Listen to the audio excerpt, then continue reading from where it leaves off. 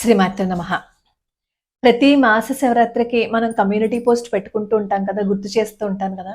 నాకు కొన్ని కొన్ని కామెంట్లు, కొన్ని మెయిల్స్ చూస్తుంటే ఎంత ఆనందంగా అనిపిస్తుందంటే, అబ్బా!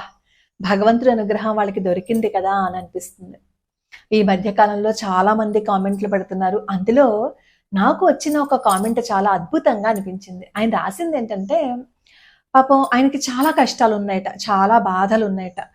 ఆయన చెయ్యని పూజ లేదు. ఆయన చెయ్యని పరిహారం లేదు. అసలు ఇంక జీవితం మీద విసిగిపోయి ఉన్నారట.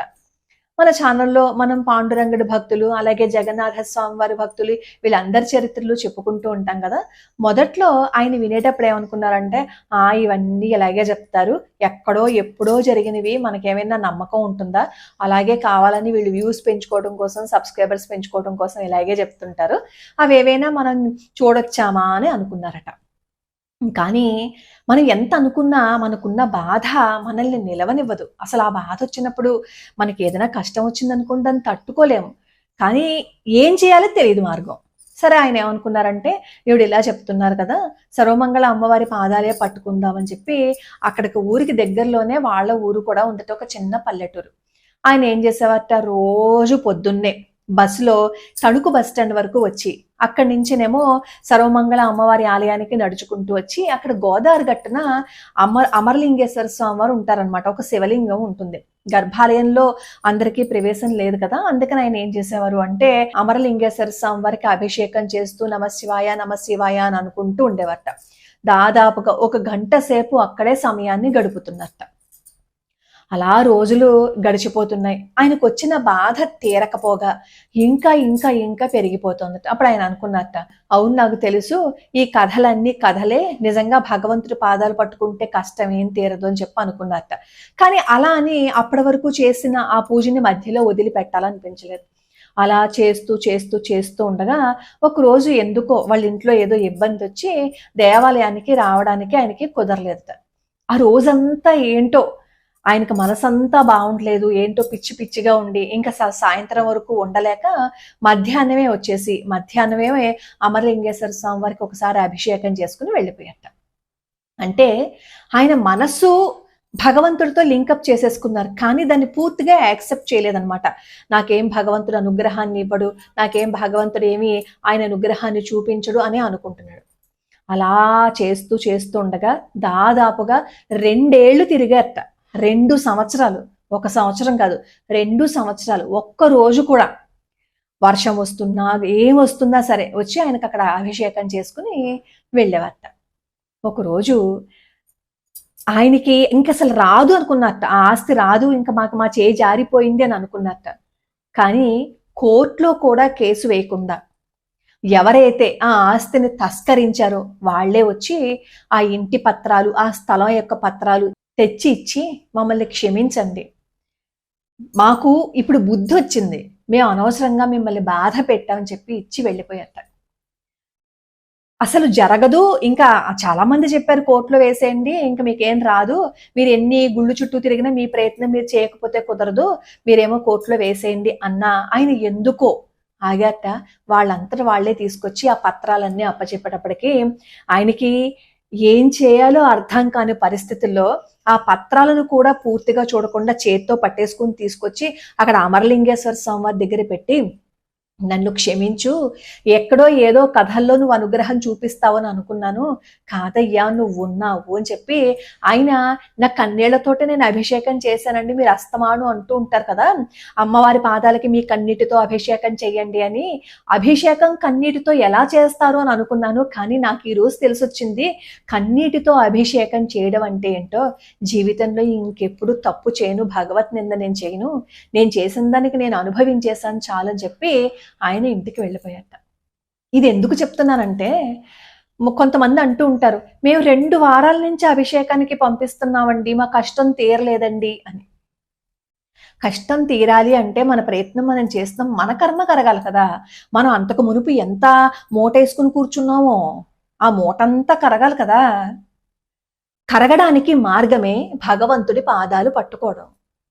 భగవంతుడి పాదాలు పట్టుకుంటూ ధర్మాన్ని మనం అస్సలు తప్పకూడదు. మనకి ఎంత కష్టం వచ్చినా, ఎంత బాధ వచ్చినా ఇంకొకళ్ళని ఏడిపించకూడదు ఫస్ట్. ఇంకొకళ్ళని దూషించకూడదు, ఇంకొకళ్ళని బాధ పెట్టకూడదు. ఇవన్నీ ఉంటూ, ఇవన్నీ పాటిస్తూ నువ్వు భగవంతుడి పాదాలు పట్టుకున్నావు అంటే నీ కర్మ అప్పుడు కరుగుతుంది. నేను భగవంతుడికేమో అభిషేకానికి ఎంత డబ్బులు పంపించేశాను కదా, నా కర్మ ఇంకా కరగలేదు అని చెప్పి మళ్ళీ భగవత్ నింద చేసావు అనుకో, నువ్వు ఎంతైతే మంచి చేయాలనుకుంటున్నావు వెనకాల నుంచి ఇంకా పోగేసేసుకుంటున్నావు కదా. అలాంటప్పుడు ఏం లాభం? తలరాత మనం రాసుకుని నువ్వు రాసావు అని భగవంతుడిని తిట్టడం ఎంతవరకు సమంజసం చెప్పండి. మనం రాసుకున్న తలరాతకి మనమే బాధ్యులు. రాసుకున్నది మనమే, అది చెరిపేసుకోవాల్సిన బాధ్యత కూడా మనదే. ఆ తలరాతను మనం చెరిపేసుకోవచ్చు.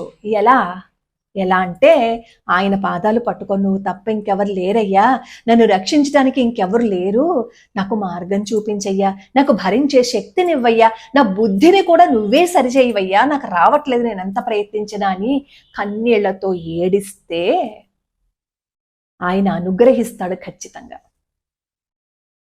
సరే, రేపు మాస శివరాత్రి ఎప్పుడు అని అడుగుతున్నారు. రేపు 15వ తారీఖున మహాశివరాత్రి కదా, అదే మాస శివరాత్రి. ప్రతి నెలలో వచ్చేది మాస శివరాత్రి, ఇప్పుడు వచ్చేదేమో మహాశివరాత్రి అనమాట. అయితే ఆ రోజున అభిషేకం చేయించుకోవాలి అని అనుకుంటున్నాము. మేము ఇంకా ఏవైనా ఎక్కువగా ద్రవ్యాన్ని సమర్పణ చెయ్యాలా అని అడుగుతున్నారు. ఏమీ అవసరం లేదండి. మీరు ఎప్పుడూ మాస శివరాత్రికి ఎలా అయితే పంపిస్తారో మహాశివరాత్రికి కూడా 216 రూపాయలు ద్రవ్యం పంపిస్తే సరిపోతుంది. ఆ రోజు జరిగే అన్ని విశేష కార్యక్రమాలలోనూ మీ గోత్రనామాలను కూడా అక్కడ చదివి వాళ్ళు ఆ కార్యక్రమాలన్నింటినీ చేస్తారు. నిన్నో మొన్న ఎవరో కామెంట్ పెట్టారు నాకు, అదేంటంటే ప్రసాదం కూడా పంపించండి, మీకు అదేం పెద్ద ఖర్చు కాదు అని. ప్రసాదం పంపించడానికి ఖర్చు కాదండి, కానీ దానికి మనుషులు అవసరం అండి. మీకు అక్కడ 216 ద్రవ్యం ఇస్తుంటే మీకు అభిషేకం జరుగుతోందో లేదో అనే అనుమానమే వస్తే దయచేసి పంపించకండి. ఎందుకంటే శంకర మఠంలో వాళ్ళు ఎంత నిబద్ధతతో ఉంటారు అనేది మాకు తెలుసు. అక్కడికి వెళ్ళిన వాళ్ళకి కూడా చాలా మందికి అనుభవంలోకి వచ్చే ఉంటుంది. మీకు నమ్మకం లేకపోతే దయచేసి పంపించద్దు. అసలు చాలా మంది ఏం చేస్తూ ఉంటారు తెలుసా, అంటే ఇప్పుడు నేను అనకూడదు కానీ గోత్రనామాలు మాత్రమే పంపించేస్తారు, ద్రవ్యాన్ని పంపించరు చాలా మంది. అయినా సరే వాళ్ళు ఏమంటారు తెలుసా, ఫోన్లేండి అంటారు. కానీ మనకు అర్థం కాని విషయం ఏంటంటే మనం గోత్రనామాలు మాత్రమే పంపించేస్తున్నాము, ద్రవ్యాన్ని పంపించలేదు అనే విషయం వాళ్ళకి తెలియదు కదా అని అనుకుంటాం. కానీ భగవంతుడికి తెలుస్తుంది కదండి, ఆయనకి అన్నీ తెలుసు, ఆయన సర్వసాక్షి. అలాగే మొన్న పూరిలో యాగం జరిగింది. ఆ యాగానికి ఎవరి దగ్గర ఒక్క పైసా మీరు ఇవ్వండి అని చెప్పి అసలు కమ్యూనిటీ పోస్ట్ పెట్టలేదు, మీ ఎవరికి ఏమీ చెప్పలేదు. కానీ గోత్రనామాలు పంపించిన ప్రతి ఒక్కరి పేరున అక్కడ చదివి వాళ్ళ కార్యక్రమాన్ని చేశారు. అది నిబద్ధత అంటే. మనం ఏదైనా ఒక చిన్న పని చేసాం అనుకోండి, ఒక మంచి పని, ఒక సత్కార్యం చేశాము అని అనుకోండి, ఇంకా అనుమానం పెట్టుకుంటే ఆ సత్కార్యం చేసిన ఫలితం మనకి ఉండదు. ఒకవేళ నమ్మకం లేదు అని అనుకోండి, పంపించడం మానేస్తే అనవసరంగా మనకి అనుమానము అనేది ఉండదు కదా. అప్పుడు మీ ఊళ్ళోనే శివాలయాలు చాలా ఉంటాయి కదా, హాయిగా దగ్గరికి వెళ్ళి మీరే అక్కడ కూర్చొని చేయించుకోండి. కానీ ఈ శంకర మఠం గురించి నేను ప్రత్యేకంగా ఎందుకు చెప్తాను అంటే, చెప్పాను కదా, రుద్రయంత్రం కింద ఉన్న స్ఫటికలింగం, అసలు స్ఫటికలింగానికి అభిషేకం చేసుకోవాలి అంటేనే ఎన్నో జన్మల అదృష్టం అది. పైగా అలా ఉంటే, రుద్రయంత్రం కింద ఉంటే ఒకసారి చేసుకుంటే 1000 సార్లు చేసిన ఫలితం వస్తుంది కాబట్టి. అలాగే ఈ అభిషేకానికి ద్రవ్యం పంపిస్తున్న వాళ్ళు పొద్దున్న విష్ణు సహస్రనామ స్తోత్రము, ప్రదోష కాలంలో శివ సహస్రనామ స్తోత్రము చెయ్యండి. ఒకవేళ శివ సహస్రనామ స్తోత్రం చేయడానికి సమయం సరిపోవటం లేదు అంటారా, ఈ రోజు మేము ఒక స్తోత్రం చేసాం, అది ప్రదోష కాలంలో చెయ్యండి. ప్రదోష కాలంలో శివార్చన చేస్తే దారిద్ర్యాన్ని దహనం చేసేస్తుంది అనమాట. మీకు ఏదైతే కష్టం ఉందో ఆ కష్టాన్ని దూరం చేస్తుంది. మరి ప్రదోష కాలంలో మేమేమైనా అర్చన చేయాలి అన్నా, మేమేమో స్తోత్రం చదువుకోవాలన్నా మళ్ళీ స్నానం చేయాలండి, పొద్దున్నుంచి ఉపవాసం ఉండాలండి అని అడుగుతారేమో. మీరు ఇంట్లో కదా చదువుకుంటుంది, హాయిగా చక్కగా స్నానం చేసి పూజా మందిరంలో కూర్చుని అక్కడ పరమేశ్వరుడి ఫోటో ఉంటుంది కదా, అర్ధనారీశ్వరుడి ఫోటో ఉంటుంది కదా, అక్కడ కూర్చుని ఒక దీపారాధన వెలిగించి ఈ ప్రదోష కాలంలో ఈ రోజు మేము అప్లోడ్ చేయబోతున్న ఆ స్తోత్రానైనా సరే, లేదు అంటే దారిద్ర్య దహన స్తోత్రమైనా సరే, మీకు వచ్చిన ఏ స్తోత్రమైనా సరే పరమేశ్వరుడికి సంబంధించింది, అక్కడ కూర్చుని చదవండి. అలా చదవగా చదవగా చదవగా మన కర్మ ఖచ్చితంగా ఏదో ఒక రోజున తీరిపోతుంది. ప్రతి మాస శివరాత్రికి అభిషేకం చేయించుకోవటం కానీ, మీ జన్మ నక్షత్రం రోజున అభిషేకం చేయించుకోవటం కానీ చేస్తూ ప్రతిరోజు ప్రదోష కాలంలో మీరు శివార్చన చేశారు అంటే తెలియకుండానే కష్టం నుంచి బయటపడిపోతారు. ఒకసారి ప్రయత్నం చేసి చూస్తే మించిపోయింది ఏం లేదు కదా. మనం ఎన్నింటికో మన సమయాన్ని వెచ్చిస్తూ ఉంటాం. ఈ సామాజిక మాధ్యమంలో ఎన్నో సినిమాలు చూడడానికి, ఎంటర్టైన్మెంట్లు చూడడానికి మన సమయాన్ని వెచ్చిస్తుంటాం కదా. అలాంటిది మన జీవితానికి ఉపయోగపడే కొంచెం సమయాన్ని అక్కడ కూర్చుని ఆ స్తోత్రం చేసుకున్నాము అని అనుకోండి, మన జీవితం ఒడ్డున పడిపోతుంది.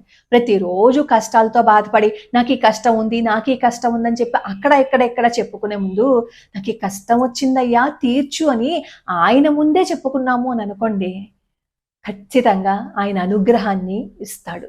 ఇందాక ఆయనకి ఆ ఇంటికి సంబంధించిన పత్రాలు ఎలా ఇప్పించారో అలాగా. కాకపోతే కొంచెం సమయం పడుతుంది అంతే. సమయం పడుతుంది కదా అని ఆ సమయానికి కూడా మనం వేచి ఉండలేక భగవత్ నింద చేసేస్తున్నాం. రైల్వే స్టేషన్కి వెళ్తే మనం వెళ్ళంగానే ప్లాట్ఫారం మీదకి ట్రైన్ వస్తుందా చెప్పండి? అది రావాల్సిన సమయంలో అది వస్తుంది. ఒక్కొక్కసారి ఎక్కడైనా ఇబ్బంది కలిగితే ఆలస్యంగా కూడా వస్తుంది. ఆ ట్రైన్ ఆలస్యంగా వచ్చేసిందని చెప్పి ఎక్కకుండా మనం ఇంటికి వెళ్ళిపోతున్నామా? వచ్చినంత వరకు అక్కడే ఆగి చచ్చినట్టు మనమే అక్కడ టైం స్పెండ్ చేసి ట్రైన్ వచ్చిన తర్వాత మనం ఎక్కి మనం గమ్యాన్ని చేరుకోవట్లేదా? ఒక ఊరి నుంచి ఇంకొక ఊరికి వెళ్ళడానికే రైలు ఆలస్యంగా వచ్చినా వేచి ఉంటున్నాం మనం. మన కష్టం తీరడానికి కాసేపు వేచి ఉండలేమండి. ఎంతసేపు వేచి ఉంటామండి అంటారు. మనం ఎంత పోగేసుకున్నామో ఆ పోగేసుకున్నది మనకి తెలియదు కదా. మన అదృష్టం గత జన్మలో మనం పోగేసుకుందేదో మనకి తెలియకపోవటం. తెలిస్తే అవన్నీ గుర్తుంటే ఇప్పుడు మనం బ్రతకలేము. ఏ ఘోరాలు చేశామో, ఏ తప్పులు చేశామో, ఏ పాపాలు చేశామో, ఎవరిని విడగొట్టామో, ఏ భగవత్ నింద చేశామో ఎవరికి తెలుసు చెప్పండి. సహనం పాటిస్తూ మనం ధర్మ మార్గంలో ఉంటూ భగవంతుడి పాదాలు పట్టుకుంటే అండర్ ఎనీ సర్కమ్స్టెన్సెస్ ఖచ్చితంగా భగవంతుడి అనుగ్రహం ఉండి తీరుతుంది. ఈ రోజు మీరు సాయంత్రం సోమవారం కాబట్టి ప్రదోష కాలంలో చదువుకోవాలని అనుకుంటే రోజుకో శ్లోకంలో నేను అప్లోడ్ చేస్తున్నాను, ఒకసారి చూడండి.